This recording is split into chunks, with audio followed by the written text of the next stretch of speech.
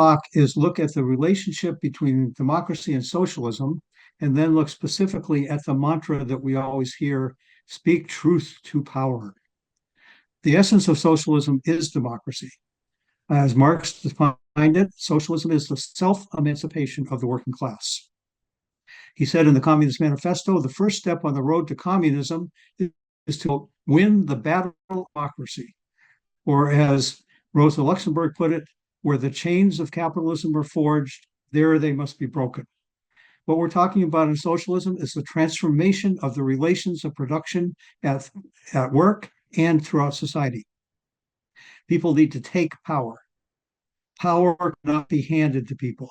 You cannot, even if you had the most benign legislature in the world, it could not hand over power, create a situation where workers were in control. They take it. As Eugene put it, if I could lead you into the promised land, I would not, because if I could lead you in, someone else could lead you out. We for democracy, even under capitalism, as limited as it is. Bourgeois democracy, as it's called, is actually democracy for the bourgeoisie. Capitalism uses its economic power to control politics. Its state, the capitalist state, must depend on the capitalist economy in order to develop its power and wealth, and therefore it must favor capitalist interests. That is the interest of the for profit over human need. The ruling class actually does rule. As a recent Princeton University study showed, the United States is not really a democracy, it is an oligarchy. It is ruled by a small group of people at the top with wealth. Even though democracy is limited under capitalism, we fight to expand it. On the way to full workers' power, we want to expand democracy as much as possible. We want democratic rights. We want the right to organize. We want free speech, etc. We want rank and file democratic control of the unions. We want power at work as much as we can get it. The expansion of democracy trains workers to run society and helps lay the basis for the transformation of capitalism into socialism. Lenin, the leader of the Russian Revolution in 1918, was always very clear about this. There are many other limitations of democracy under capitalism. Even workers get the right to vote on issues, for example, a levy for education funding. Their choices are very, very limited. They can tax themselves and lower their living standards and therefore provide money to the schools, or they can decide to keep their living standards the same and undercut the schools. So they have no real right to tax the rich for those services. So the choices that they have are very, very limited. Beyond this, we have to remember that, as Marx put it, the ruling ideas of any age are ever the ideas of the ruling class. This means that throughout history, really right up until a revolutionary situation, there's a strong streak of working class conservatism that exists. Liberalism, conservatism, pro-capitalist ideas. Marxists fight for the interests of the working class, not for the carrying out of the passing opinion of workers. For example, in the Jim Crow South, we would probably find in the 1950s, say, we would probably find many areas of the South where there were white majorities, where people supported, the majority supported segregation.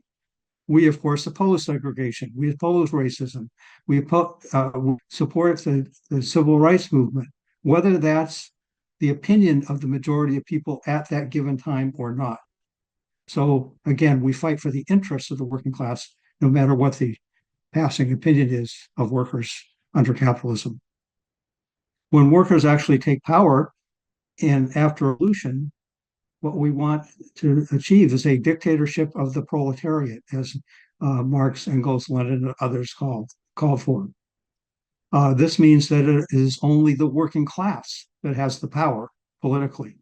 There is no political rights to the exploiters, because we have to remember that right after insurrection, there are still different economic classes. It takes a while to overcome those.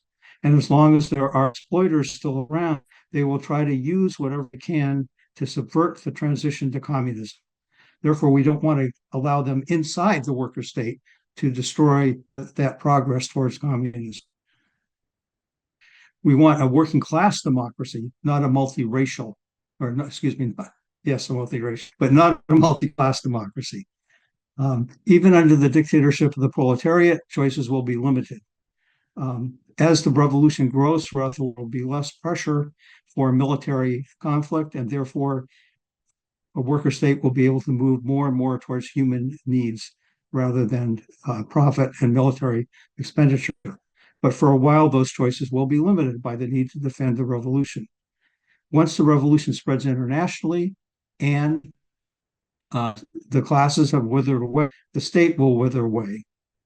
And when that happens, there will still need to be economic democracy, but the political democracy suppressing the capitalist class will no longer be necessary. We are for free speech in society, at work, and every place under capitalism and after.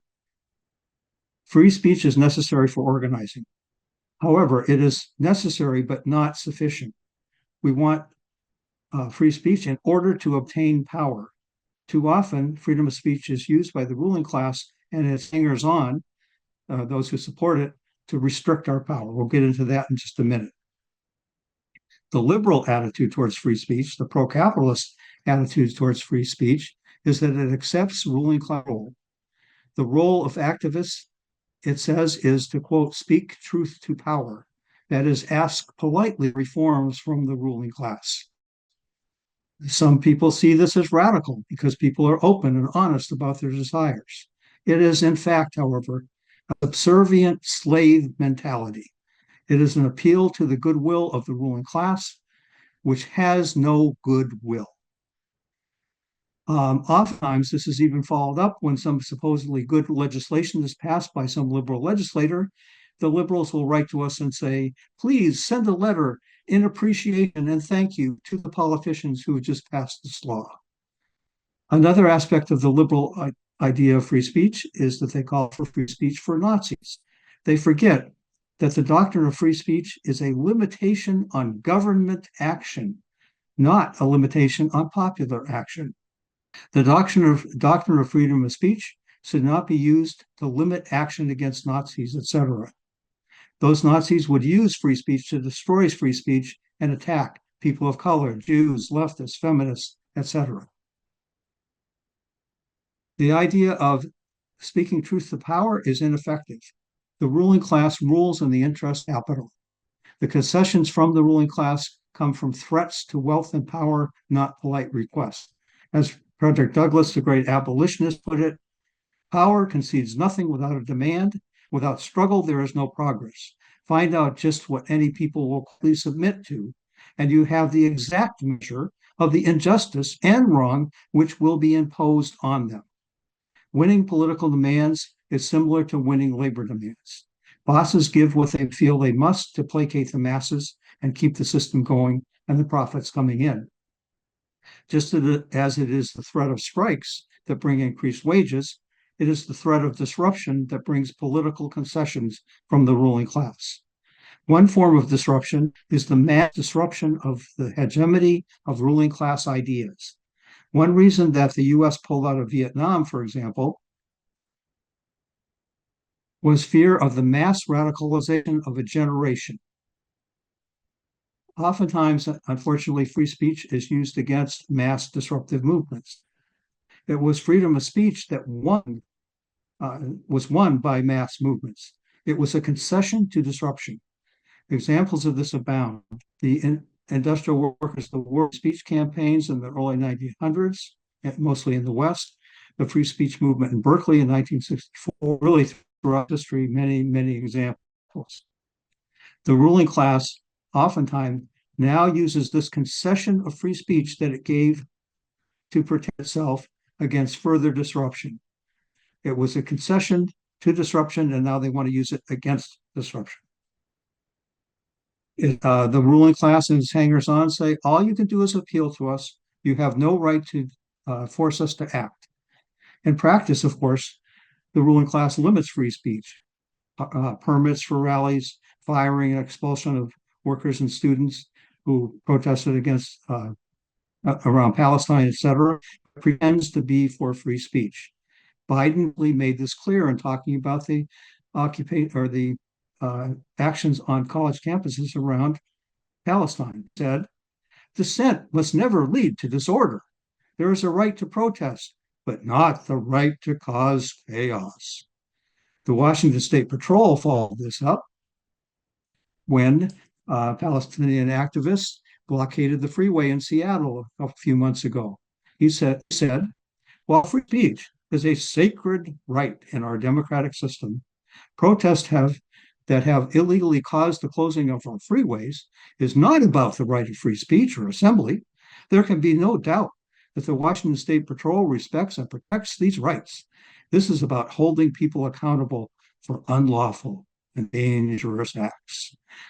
These are examples of weaponizing free speech against disruptive and effective mass organizing. Too often, liberal activists accept the division between the so-called peaceful protest and disruptive action. In doing so, they play the ruling game.